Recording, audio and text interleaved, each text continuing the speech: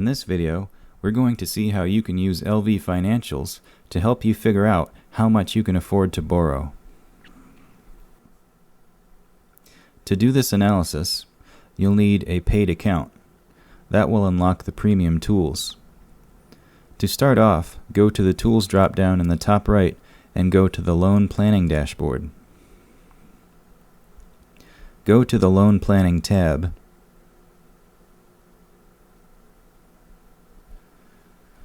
From the drop-down, pick Principal and Interest Rate. In order to do this analysis, you need to have some kind of idea of what kind of interest rate you might get for financing your loan. You also will have to know how long the loan term repayment will be. For example, for a mortgage, you might have a loan term length of 30 years and an interest rate of maybe 4%. You can enter that information and click Make Plan, and then scroll down to the graph. This graph shows the possible combinations of principal and monthly payments for a 30-year loan with an interest rate of 4%. The y-axis shows the principal, which is the amount you can borrow, and the x-axis shows the monthly payment. Usually you have some kind of monthly payment in mind or some kind of budget that you want to fall into. So all you need to do is hover over the graph until you find the monthly payment that you're comfortable with, and then look at the principal associated with that value. That tells you how much principal you can afford to borrow to stay within your budget.